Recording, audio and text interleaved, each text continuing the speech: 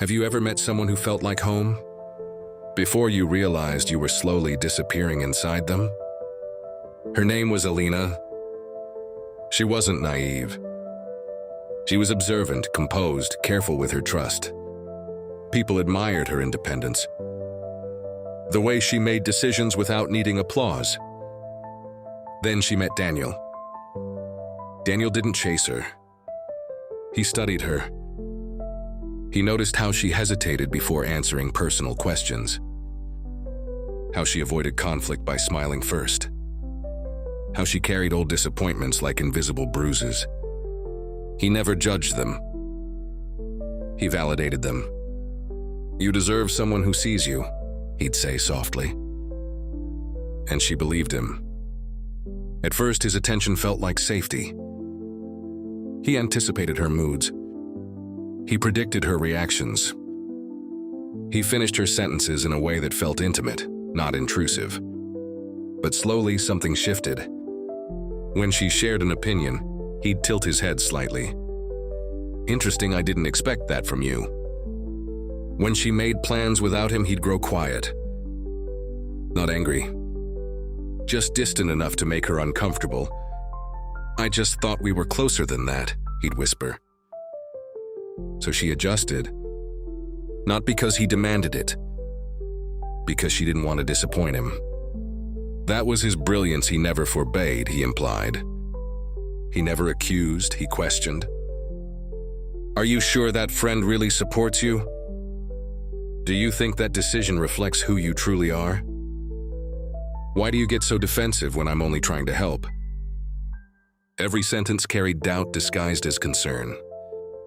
Alina began analyzing herself more than she analyzed him. She replayed conversations in her mind, searching for where she had gone wrong. When arguments happened, Daniel stayed calm, measured, logical.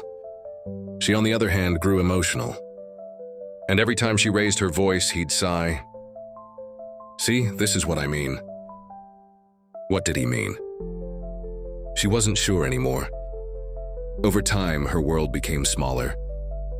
Not physically, she still worked, still smiled in photos, but internally. Her confidence now required his approval. Her happiness felt borrowed. The turning point wasn't dramatic. No shouting.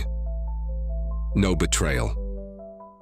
It happened when she looked in the mirror one morning and rehearsed a sentence before saying it to him later. She practiced sounding reasonable. She practiced sounding less sensitive. And then she froze. Since when did she need rehearsal to be herself? That question lingered longer than his influence ever had. That evening, Daniel told her, "I've shaped you into someone stronger. You're better because of me." For the first time, she didn't feel grateful.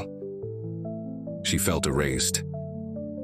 And in that quiet realization, something returned to her, something he could never fully take. Awareness. Because the most dangerous manipulation isn't loud. It's gentle. It feels like love. It sounds like protection. It mirrors you until you forget what your own reflection looked like. And once you see it, you can't unsee it. If this story made you think, like this video and subscribe for more.